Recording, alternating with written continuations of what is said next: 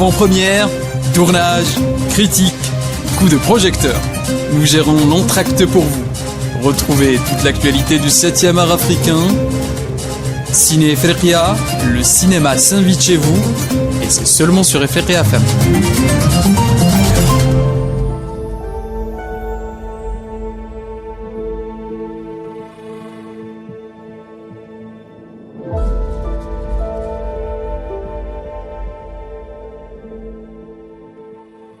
Chers amis, bonsoir, je suis Ahmed Bedjaoui, je vous retrouve dans votre émission Ciné Efriqiya pour vous parler de cinéma sur les antennes de Efriqiya FM.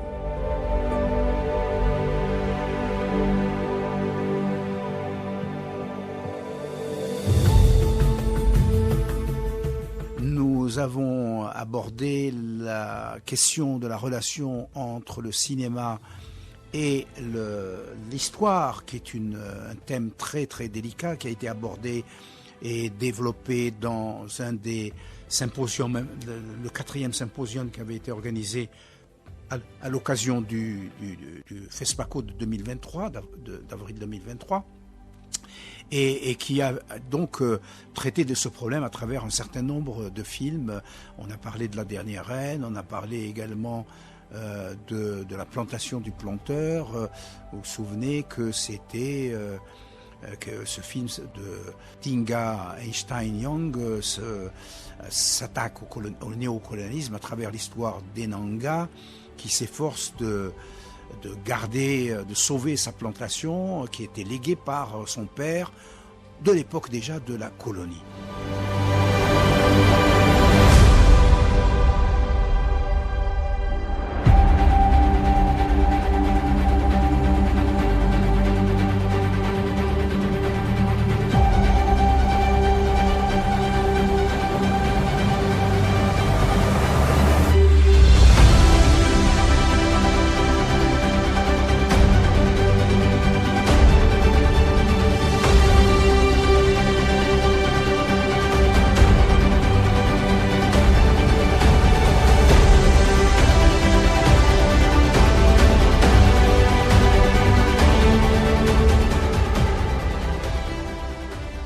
Elle se bat, donc et Nanga va se battre contre sa famille, autant que contre les affairistes et l'administration dans les années qui ne tardent pas à revenir après l'indépendance.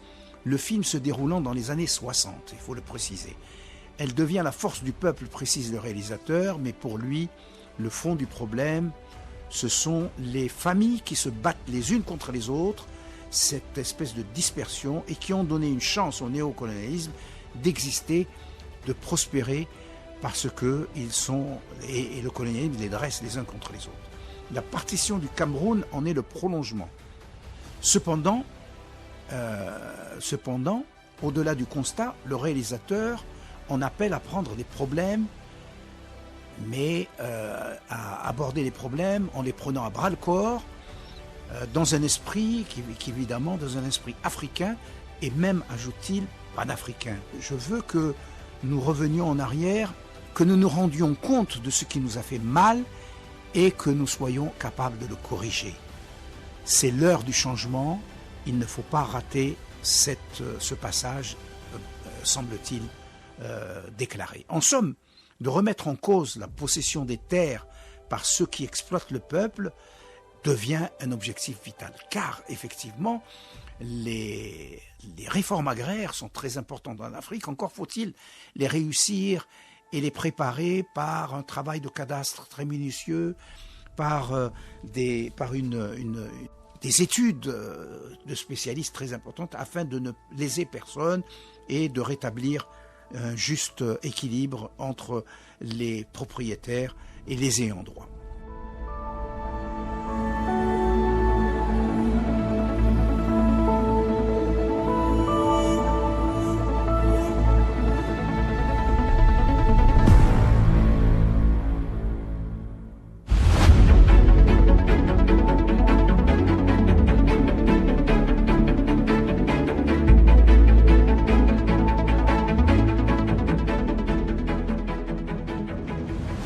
Comme le précise Achille Mbembe, la terre est à la fois une chair, une peau et un corps d'ancêtre. C'est très beau, cette phrase de Achille Mbembe est très belle. C'est, je répète, la terre est à la fois une chair, une peau et un corps d'ancêtre. C'est-à-dire que nous avons hérité de nos ancêtres.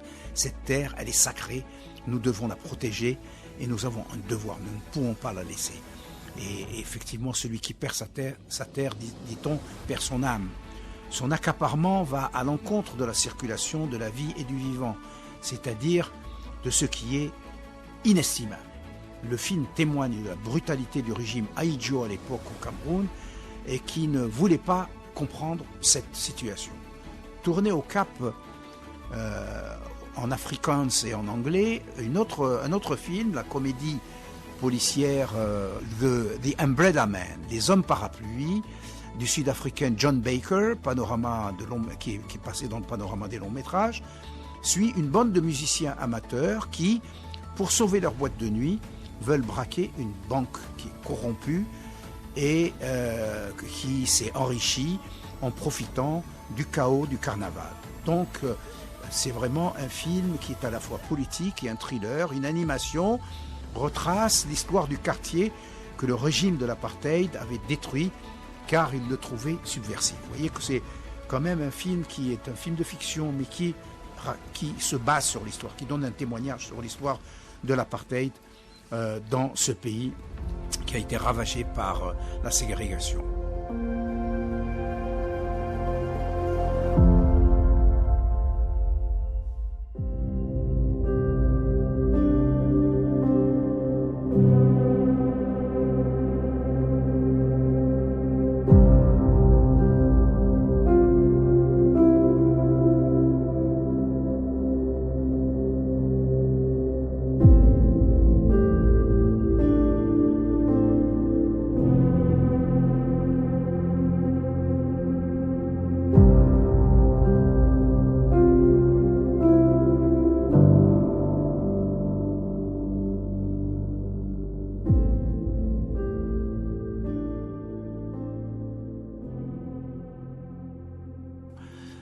Le projet est donc pour Jérôme de rebâtir Goema, club de son père, ce qui revient à restaurer les droits de la communauté, évoquant le Cape Town Minstrel Carnival, le carnaval du Cape Town, des ménestrels, seul jour de congé des esclaves de l'année, le seul jour de l'année qui était accordé aux esclaves à l'époque.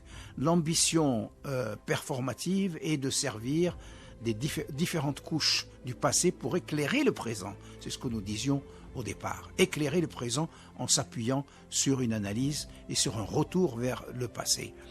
Le passé de présent de cette communauté marginalisée, historiquement représentée et présentée comme des voleurs, comme des bandits.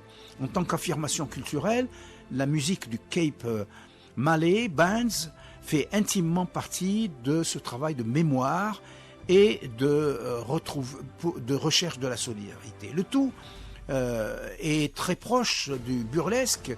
Il se laisse bien sûr regarder tout en restant extrêmement loquace. Le succès du film, qui a mis 14 ans à se faire depuis l'idée originale, a déjà généré une suite. Nous avons maintenant The Umbrella Man Escape from Robben Island.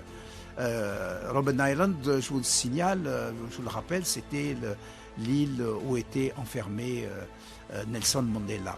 Donc les hommes parapluies et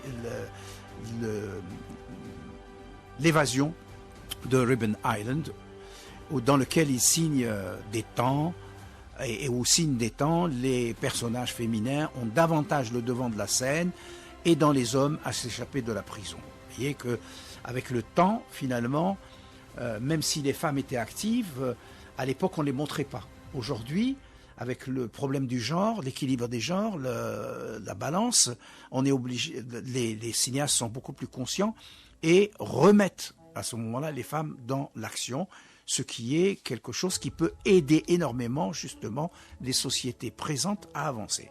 Rewind and play, ce sont les touches d'un magnétoscope, vous voyez. Rewind, ça veut dire rebobiner, et play, c'est bien sûr play. Ce sont les touches d'un magnétoscope. Il s'agit donc de revenir en arrière et de rejouer de façon à ce que puisse se révéler la création médiatique d'une émission renommée et tout ce qu'elle met en jeu. Ce retour vers le passé est celui qu'a mis en scène le grand cinéaste sénégalais Alain Gomis dans son documentaire sur le grand également, l'immense jazzman Thelonious Monk, interviewé pour l'émission Portrait de Jazz en décembre 1969 à Paris.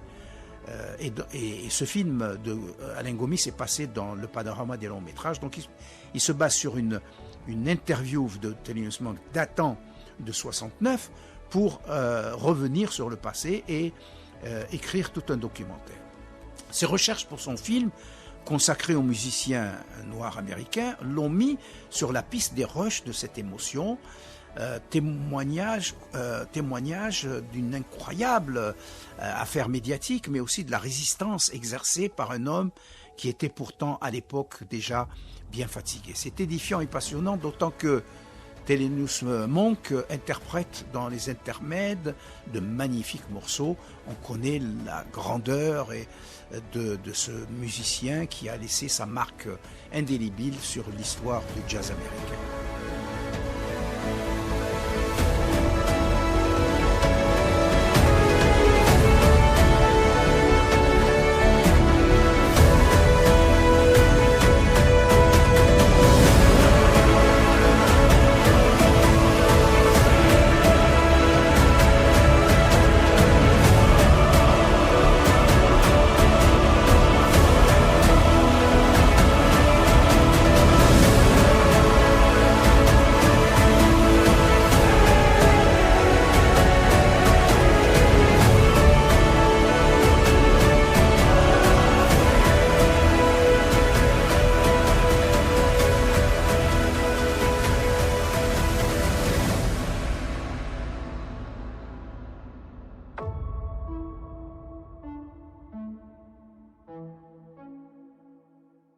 Nous naviguons ainsi entre la fascination pour l'artiste et le choc devant l'obstination du commentateur qui veut tout déterminer. Ici, le travail du cinéma est au niveau du montage pour dévoiler comment tout ce puzzle se met en place, comment on arrive à mettre les choses les unes avec les autres à partir d'éléments finalement très fragiles.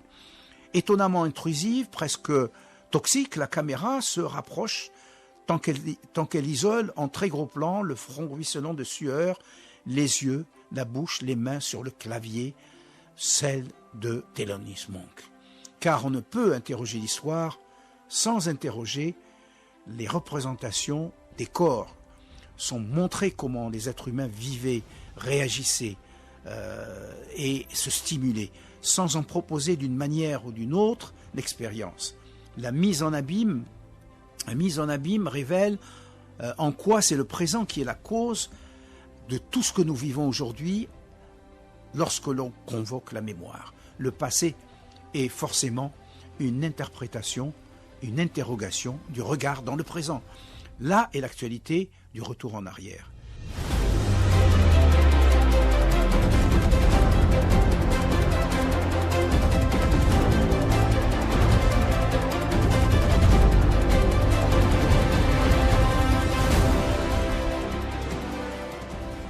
Par contre, lorsque Ananias Leki Dago propose dans Je reste photographe, un portrait du photographe Paul Kodjo, un photographe qui est né en Côte d'Ivoire en 1939 et mort en 2021, et donc à l'âge de 82 ans. Ce photographe, il a tellement pris de vue sur la Côte d'Ivoire, dans les différentes régions, des villes, les campagnes, etc. Il a magnifiquement documenté son pays, surtout à l'époque où la Côte d'Ivoire venait d'accéder à l'indépendance sur lequel régnait Houphouët-Boigny. Il le fait à partir de sa propre expérience et des photographies qu'il a prises. Également, bien sûr, cette expérience, elle est connue et reconnue. Un legs une quantité incroyable de photos, de documents qui contient le travail de toute une vie. Comment rendre compte à la fois de la démarche du photographe disparu, de l'actualité de son regard. En s'impliquant lui-même, le film se fait à la première personne, au point de faire un portrait croisé. C'est une fascination pour un pionnier du genre, et la modernité de sa vision très singulière, son empathie pour ces personnages, pour ces paysages. Du côté d'Ananias, résonance avec ses propres photos, des sauvetages de négatifs, d'organisation d'expositions, une mémoire ressuscitée grâce à un carnet d'adresses, sa persévérance et son travail de fourmi. Il est difficile de bâtir une sculpture sociale sans le socle du passé, déclarait le Congolais Francis Tenda Lomba. Et voilà, je vous laisse sur cette réflexion magnifique. Je remercie Sid Ahmed Belli et Amin, le technicien qui nous a accompagnés pendant la confection de cette émission, et je vous laisse en compagnie des programmes de votre chaîne Ifriqiya FM. À très bientôt. Au revoir.